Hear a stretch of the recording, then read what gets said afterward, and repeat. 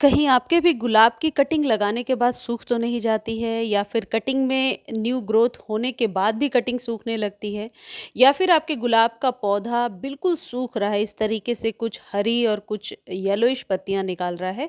तो आज के वीडियो में आप जानेंगे कि गुलाब की कटिंग कैसे लगानी है, सक्सेसफुली कैसे ग्रो कर सकते हैं और गुलाब पर बहुत सारी फ्लावरिंग कैसे ले सकते हैं। यदि आपके गुलाब के पौधे में अभी तक ग्रोथ स्टार्ट नहीं हुई है, तो इस तरीके से केयर करके आप अपने गुलाब पर बहुत सारी फ्लावरिंग ले सकते हैं।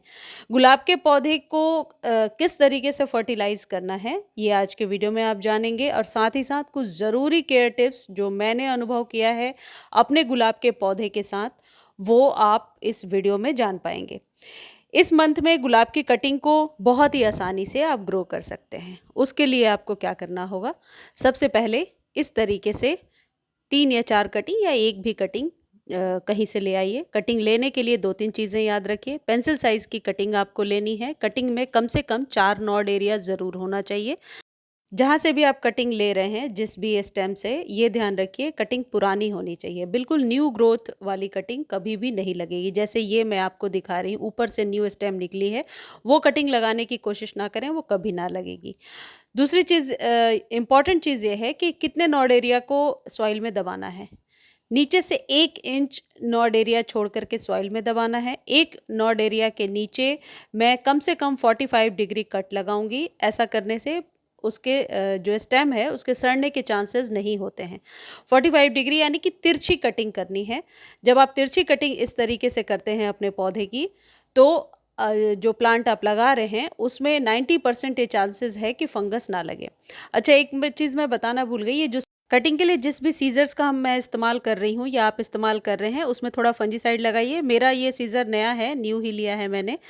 तो आप ये, या तो पुरानी है, जंग लगी हुई है, तो थोड़ा-सा फंजीसाइड उसके ऊपर से लगाइए, ये एलोवेरा जेल, तो वो पौधे के लिए सही रहता है। और एक चीज़ और है, यदि कटिंग अभी करने के बाद आपको 5-6 घंटे बाद इस पौधे को लगाना है, इस स्टेम को, तो आप इसे एलोवेरा जेल मिले हुए पानी में तब तक डालकर रखिए, इसको सूखने ना दीजिए। या फिर आप कटिंग करने के तुरंत बाद जो चीज़ मैं बता रही हूँ, जैसे फंजीसाइड लगाइए और फिर आप इसे सॉइल में दबा दीजिए। ये 4-5 कटिंग मैंने तैयार कर लिया है। मैं नीचे ही अपने सोसाइटी से ये लेकर के आई थी और माली से पहचान करके ही मैंने लिया है, ताकि कटिंग आसानी से ग्रो हो सके। कटिंग के ऊपर जो एक्स्ट्रा लीव्स वगैरह निकली हुई हैं वो आप हटा दीजिए, अदरवाइज़ वो सूख करके अपने आप गिर ही जाता है। अब आप इस तरीके से एक सॉइल तैयार करेंगे। सॉइल मीडिया बहुत ही वेल ड्रेन होनी चाहिए। यदि आपके पास सैंड है तो सैंड में भी ग्रो कर सकते हैं। मैंने सिंपल गार्डन सॉइल में कोकोपीट 50-50 के रेशियो में लेकर के ग्रो किया है।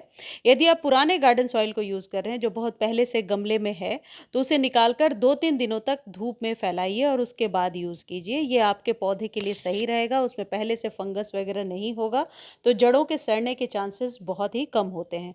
ये जो कोकोपीट है ये इसलिए मिलाया जाता है क्योंकि आपने देखा होगा, जब आप माली के यहाँ से भी लेते हैं कोई पौधा, बहुत अच्छे से कोकोपीट में लगा होता है, उसकी रूट्स बहुत ज़्यादा फैली होती हैं। तो कोकोपीट में रूट्स का एक्सपेंशन बहुत अच्छे से हो जाता है। बस ये ध्यान रखना होता है, ओवर वाटर नहीं करना है। लेकिन मैंने हमेशा देखा है कि इसमें जो कटिंग्स हैं वो बहुत अच्छे से ग्रो हो जाती हैं।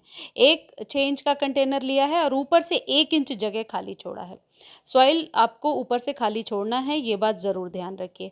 अब आपके पास जो कुछ भी है, फंजीसाइड है या फिर एलोवेरा जेल, ये इस तरीके से फ्रेश पत्तियों को लेकर के इसमें लगाइए।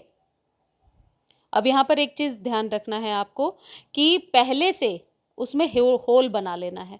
ऐसा नहीं हो कि इसी को आप प्रेस करके दबाएं और इसी से आप जगह बना करके और इसे प्रेस करें, नहीं, पहले से होल बनाइए, उसके अंदर सॉफ्टली इसे डालिए और ऊपर से इस तरीके से प्रेस कर दीजिए। प्रेस इसलिए भी करना ज़रूरी है, या डैब डैब करके थोड़ा बिठा दीजिए इसे सॉइल में, ताकि एरिएशन ना जाए और ये बार बार हिले ना। तो इस प्रोसेस से आप अपने सभी कटिंग्स को पहले लगा लीजिए। वीडियो ज़्यादा लॉन्ग ना हो इसलिए चारों कटिंग को लगाने के बाद प्रोसेस मैंने आपको दिखाई दिया। इस तरीके से लगाना है। ऊपर से पानी दे दीजिए, अच्छे से पानी दीजिए ताकि जड़ों तक पानी चला जाए। इस तरीके से पानी नहीं देना है जैसे मैं आपको दिखा रही हूँ। ऐसा ना हो आधा पानी दे दिया और आधा जो है पानी अंदर तक नहीं गया। पानी अच्छे से दीजिए ताकि ड्रेनेज होल से पानी वापस आ जाए और आपको दिखने लगे कि जड़ों तक पानी चला गया। अब इसे ऐसे जगह पे प्लेस कर दीजिए जहाँ पे 1 घंटे की धूप ज़रूर इस पौधे को मिले।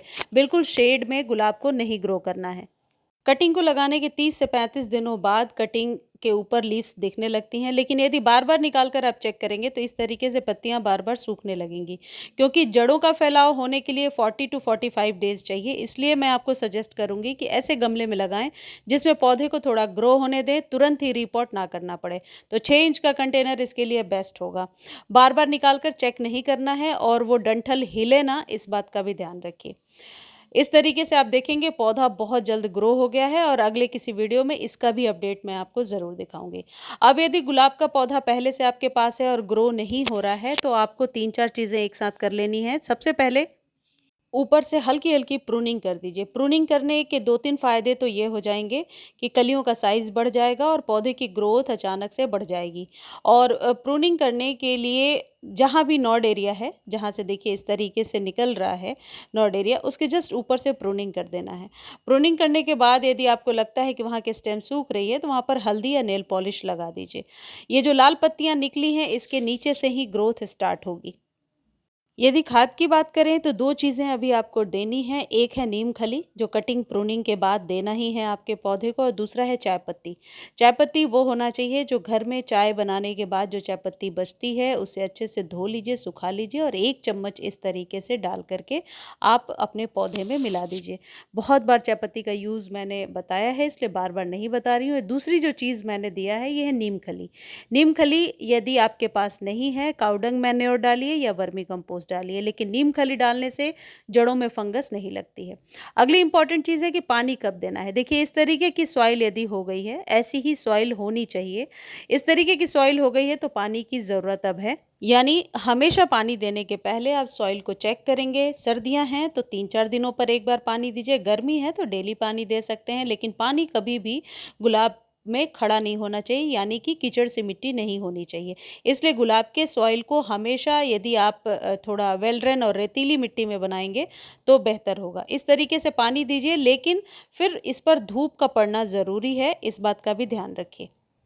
अगली इंपॉर्टेंट चीज़ है कि ये जो सकर रूट्स निकल रहे हैं, जो मैंने शुरू में बोला कि पौधे की ग्रोथ नहीं हो रही है, तो इस वजह से भी कई बार ग्रोथ नहीं होती है कि सकर रूट्स जो निकलते हैं वो आपके पौधे की एनर्जी को बहुत ज़्यादा लेते जाते हैं। मैं तो हमेशा कट कर देती हूँ, इसीलिए छोटा ही है तो मैं आपको दिखा रही हूँ। ये कई बार हम लोग नहीं कट करते हैं तो बहुत ही बड़ा हो जाता है।